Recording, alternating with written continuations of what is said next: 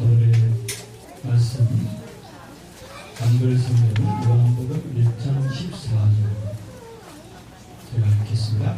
말씀이 육신되어 우리 가운데 거하시네 우리가 그의 영광을 보니 아버지의 독생자의 영광이요 은혜와 진리가 충만하더라.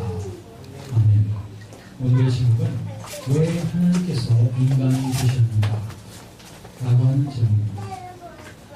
여러분, 저와 여러분들은 지금 사순절 기간을 보내고 있습니다. 여러분 중에 몇 분이나 이 사순절이라고 하는 그 의미를 알까요?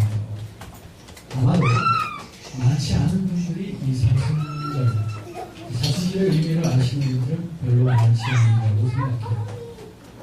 이 사순절이라고 하는 말은 렌트라고 하는데요. 이 말은 고대 영어에서 나왔는데 랜턴이라고 하는 고대 영어에서 나왔어요.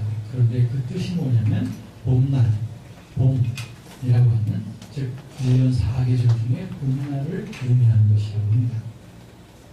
그렇다면 한 해 중에 이 렌트, 이 사순절의 계절은 언제일까 하면 그것은 바로 부활주일 전 40일 동안을 사순절이라고 이렇게 말을 해왔습니다. 그렇다면 이 크리스천들은 사순절 기간 동안에 무슨 일을 할까요? 무엇보다도 이 사순절 동안에 우리가 하는 것은 예수 그리스도의 그 순환을 우리가 생각하고 또 묵상하는 일을 합니다. 그래서 마태복음, 마가복음 그리고 누가복음을 따라 보면은 예수님께서 그분의 공적 생애를 시작하시기 전에 40일 동안 광야에서 마귀의 시험을 당하시면서 금식하시면서 줄이셨다는 일이 있어요. 바로 이와 같은 것이 하나의 기독교의 전통이 되어져서 그때부터 이 그리스도의 교회들에서는 여러 교파들에서는 이와 같은 경건한 의식으로서 경건한 절차로서 이 사순절을 보내고 있습니다.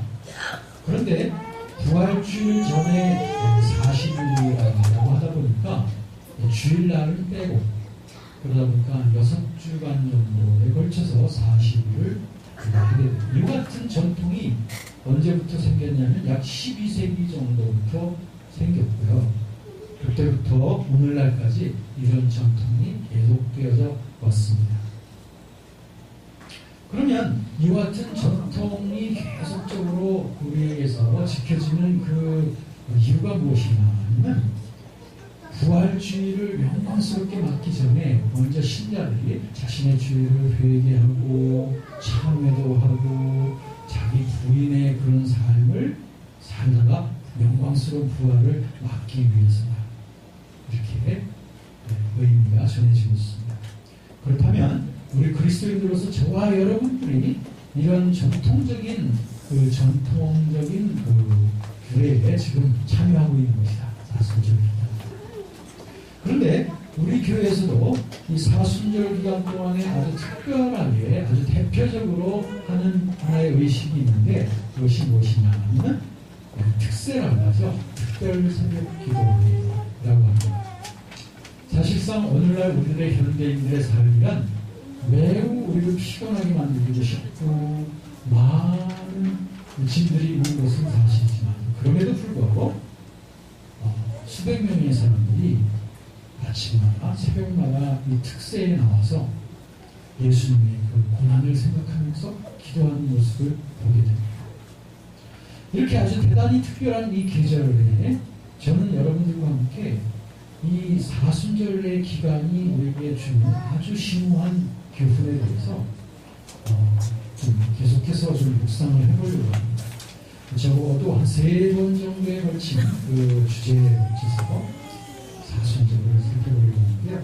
첫 번째는 뭐냐면 하나님이 왜 인간이 되셨느냐라고 하는 주제고 두 번째는 왜 예수께서 광야로 가셔야만 되는가 하는 주제를 그 다음 주에 다루고요. 또 그 다음에는 왜 주님께서는 십자가를 지셔야만 되는가 라고 해서 예수님의 고난과 관계된 3가지 시리즈로서 이 사순절 메시지를 여러분과 나누려고 하는 것이죠.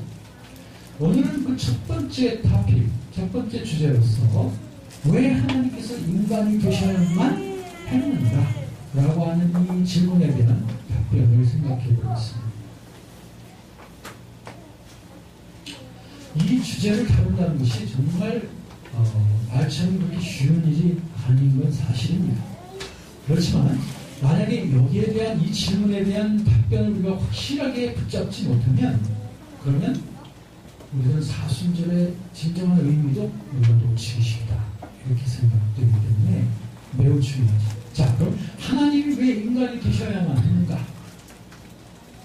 아주 기본적으로 말씀드리면 우선 하나님은 영이십니다. 하나님은 영이시오. 우리들은 다 그것을 압니다. 그럼 한번 생각해 보십시오.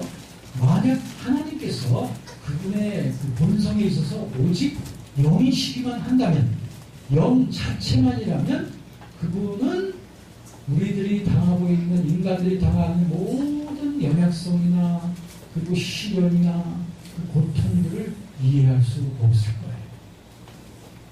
왜냐하면 영은 단지 영일 뿐이지 영이 인간의 그 속성을 가지고 인간적인 속성을 이해한다는 것은 있을 수 없기 때문에 그렇습니다. 다른 말로 바꿔서 말하면 만약 영이신 하나님이 인간이 되는 그 과정이 없었더라면 그분께서는 절대로 인간들이 겪는 이 비극과 그리고 이 슬픔들을 이해할 수 없었을 것이다. 하지만 정말 하나님을 찬양할 것은 그분께서는 하나님이신데 그분은 신성을 갖고 계시며 인성을 갖고 계신 하나님이시라고. 하나님은 하나님 그분이시고 또한 인간으로서 오신 분이라고. 그래서 하나님은 단지 하늘 위에 멀리 계신 분만이 아니라 역시 이 땅에 오셔서 인간의 몸으로 우리와 함께 고통을 겪어 가셔서 인간이 겪을 수 있는 모든 종류의 시련과 고통을 다 이해하실 수 있는 진정한 우리의 위로자가 되시는 줄로 믿습니다. 그분이 바로 인간으로 오신 하나님, 바로 예수 그리스도십니다. 할렐루야. 정말로 완전한 신성 그리고 완전한 인성을 가지신 하나님 예수 그리스도입니다. 오늘 본문 말씀에 보니까 말씀이 육신이 되어 우리 가운데 거하신다. 거기서 말씀은 신성이신 그 하나님을 표현하는 것이고 육신이란 바로 육체를 말하는 겁니다. 그렇다면 말씀이신 영이신 하나님이 우리를 위하여 인간이 되셨다고 하는 그 표현이 거기에 나와 있습니다. 이제 저와 여러분들 결론을 줄 수 있습니다.